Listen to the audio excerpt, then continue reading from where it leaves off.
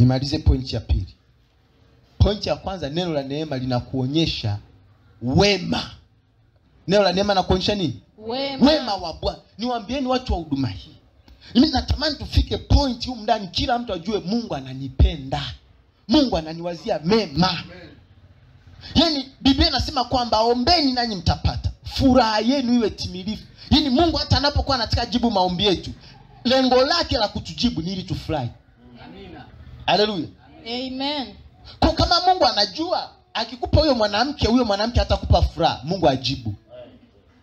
Unaweza kusema mbona mchumba haja kukataa? Mungu ameona huyo hatakupa ile furaha inayotoshea. Kwa hiyo Mungu anamwambia akae pembeni. Mungu anamwambia nakuletea yule ambaye atakupa nini? Furaha. Haleluya. Ndio maana kama kuna kitu ulimwomba Mungu na hajakupa, alijua hicho kitu kwako hakitakuwa chema. Ila kile ambacho ni chema, Biblia inasema kila kilicho chema na kilicho kamili kinatoka kwa nani? Kwa Mungu. Mungu hawezi kukunyima kilicho chema. Ndipo amesema kwenye ile Zaburi 89 I think au 94. Amesema Bwana hata wanyima kilicho chema. Unajua hilo neno? Amen. Haleluya. Hata wanyima kilicho chema.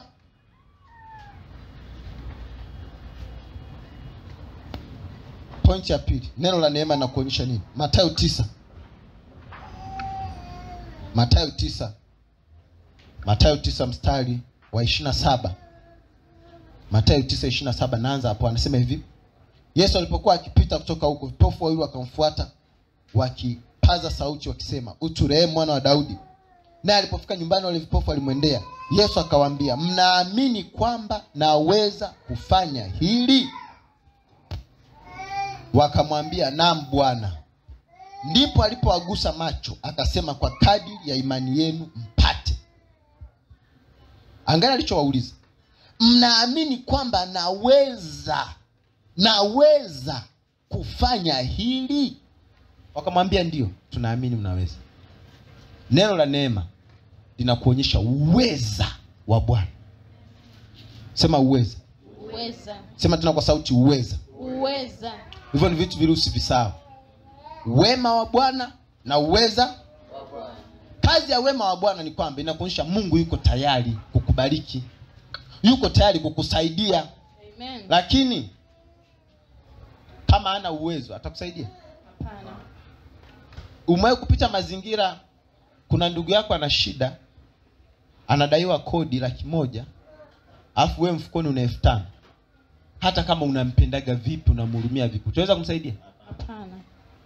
Wema unao ila uwezo hauna. Sasa ili uweze kumuona Mungu na uione neema ya Mungu, lazima hivyo vitu viru vielewe. Kwanza, Mungu ni mwema kwako. Hivi unajua matajiri wengi ni wana roho mbaya? Matajiri sasa ambao hawajaokoka.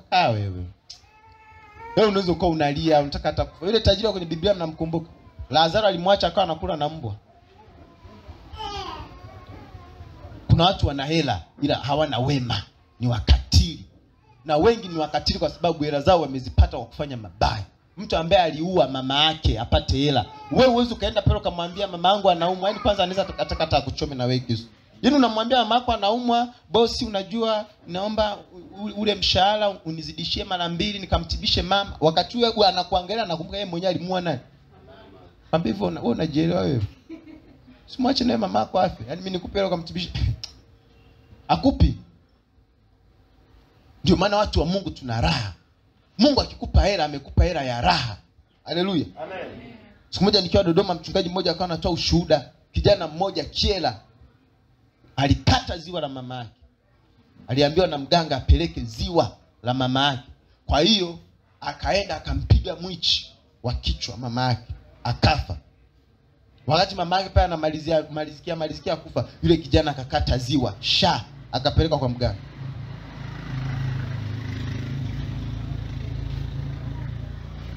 Wanasema baada ya pale kijana alichanganyikiwa. Ndio maana neno linaposema baraka ya Bwana haichanganyi huzuni, uamini. Haleluya.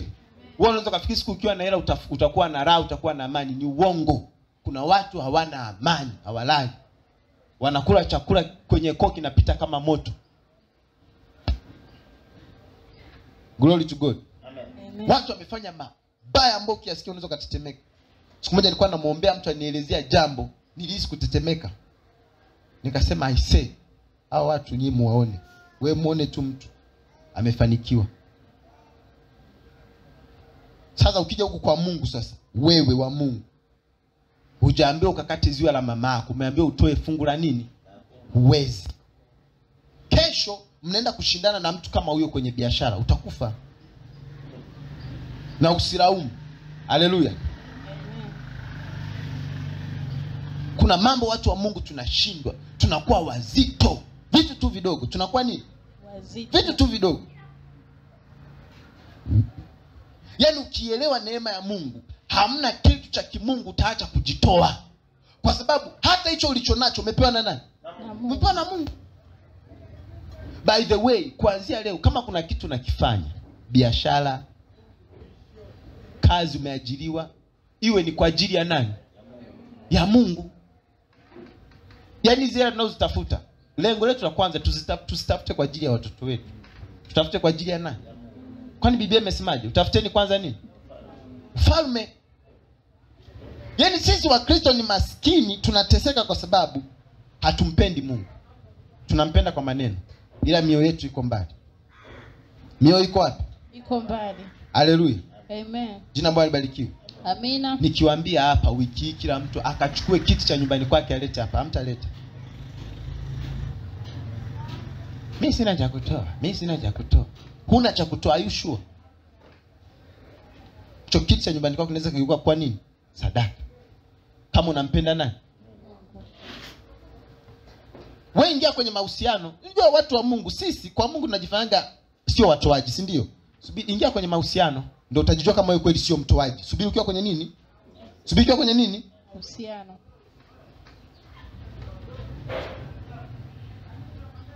Kwenye mahusiano tunatoaga vyote, afu na mili yetu tunafanya nini?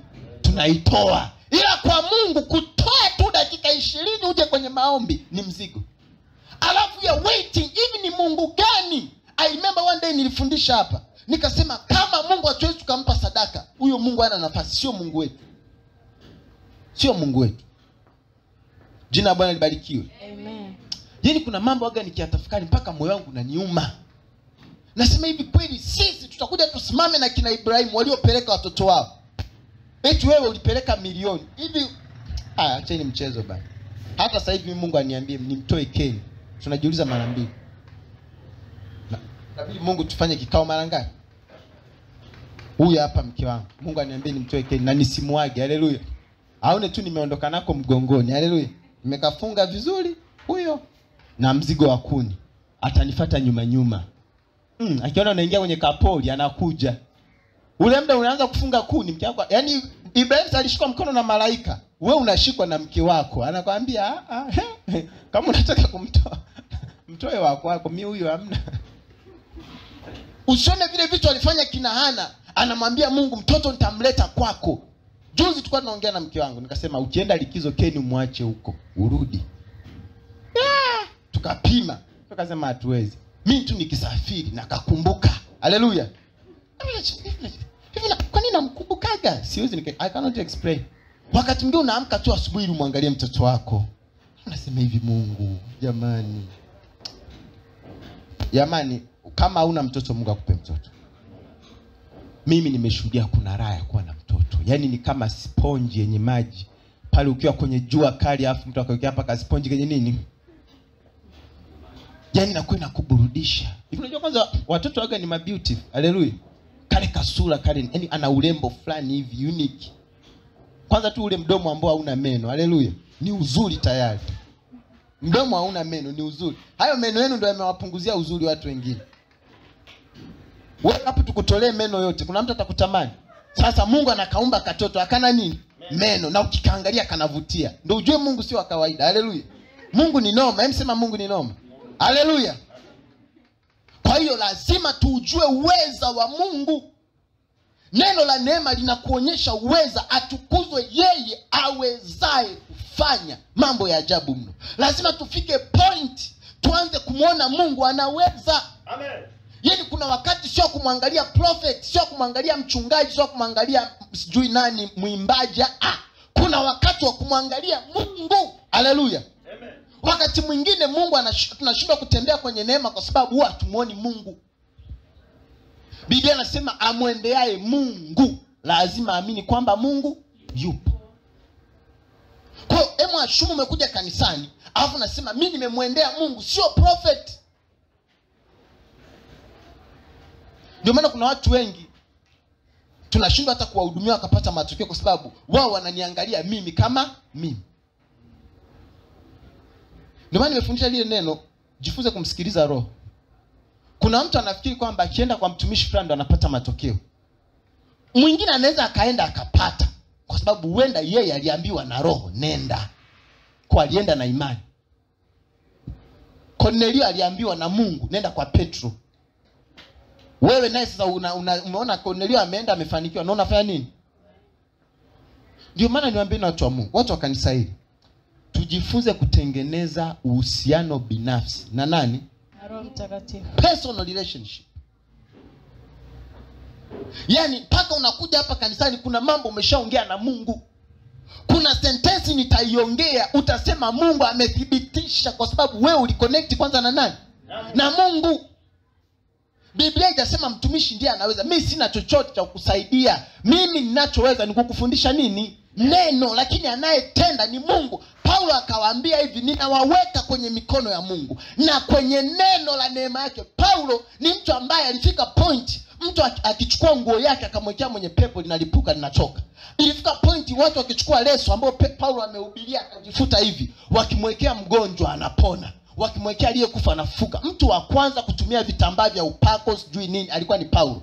Lakini wakati anawaga wa Efeso hakuwaambia nawaweka kwenye hichi kitambaa cha upako. No, aliwaambia nawaweka kwenye neno la neema. Hili ndio linaweza likawasaidia. Siwaachii maji, siwaachii upako, siwaachii mafuta. Ninawaweka kwenye hili neno ambalo miaka 3 nimewafundisha. Kaeni kwenye hili neno, mtamwona Mungu akiwapigania. Nataka watu wale waseme amen, glory to God.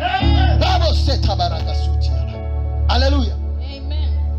Tukifika mahali pa kumwamini Mungu, niambieni watu wa Mungu, tutatoboa. Tutashinda. Biblia inasema huku ndiko kushinda kuushindako ulimwengu. Hiyo nini?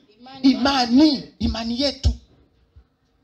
Matatizo mengi tulionayo ni kwa sababu bado hatujafika viwango vya kumwamini nani? Mungu. Yesu alisema ukiweza yote yawezekana kwake aaminie. Manake kwa wengine inaweza ikawa kweli ilishindikana, sina shida. Ila kwangu mimi ninaamini itawezekana. It is possible. Mwambie jirani yako inawezekana. Inawezekana. Je, unaweza ukalala leo kesho ukaamka na kazi? Ndiyo, inawezekana. Ndiyo. Je, naweza nikapata kazi bila kuwa na cheti? Ndiyo. Haleluya. Inawezekana. Issue inakuja kwamba vile viwango vya kumwamini Mungu. Nilisema hapa Jumapili, neema waga inaonekana vizuri ukiwa na udhaifu. Yaani wewe ambaye huna cheti, Mungu akitaka akupe kazi, hapo ndo neema inaonekana vizuri. Kwa sababu hata utakapokuwa unashuhudia, hivi utasema ni cheti changu? Utasema huyu ni Mungu. Ndio maana kuna shuhuda mtu unashuhudia unaanza hadi kulia. Unasema huyu sio mimi. Unasema mimi kila mtu alinikataa. Waliniambia mimi sio mzuri. Haleluya. Wewe usiombe ukapita kipindi ukakataliwa. Kila mahusiano, haleluya. Hapo from nowhere anatokea mtu anakuambia I love you. Hivi unajua unaweza kusema Jesus Christ. Is it true? Ni kweli ninapendwa. Kwa sababu hiyo ni neema, na neema waga iko on time. Ndio maana kuna vitu vinaweza visitokee kwa sababu muda hujafika. Hii point naomba nishindilie kidogo kabla sijamaliza. Haleluya. Huwa kuna neema inafunuliwa kulingana na majira. Tuko pamoja watu wa Mungu? Amen. Yaani kuna majira waga yanasababisha aina fulani ya neema Mungu afanye nini? Aiachilie. Kuna vitu hata umombe Mungu vipi, kama muda haujafika, kuna neema Mungu aweza akairuhusu. Kwa sababu ile neema itakuwa misused, itatumika vibaya. Iko out of time. Glory to God. Ndio maana wewe kama mtu wa Mungu lazima ujifunze pia kuzipambanua nyakati. Hivi unajua kwa nini watu wengi tunabakigi vile vile? Kwa sababu tukiamka kesho tunafikiri kesho pia itakuwa kama leo.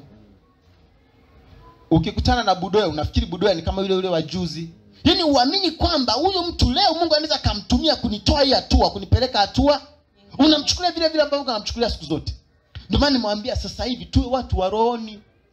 Kuna mahali unaweza kuwa mahali tuko unaongea, Roho Mtakatifu akwambia mkaa kimya. Ukakaa kimya kwanza. Afu gari ikapita. Roho Mtakatifu akwambia endelea sasa kuongea. Haleluya. Ila kama wewe uko rohoni utaendelea tu, si ndio? Afu ikipita inapita na nani? Jina la Bwana libarikiwe. Amen. Glory to God. Amen. Yaani mtu wa rohoni ana advantage. Na hili kanisa sisi ni watu wa rohoni. Amen. Haleluya. Amina. Tunamalizia. Kwa hiyo nimesema neema inakuonyesha uweza. Inakuonyesha nini? Uweza. Uweza wa Mungu.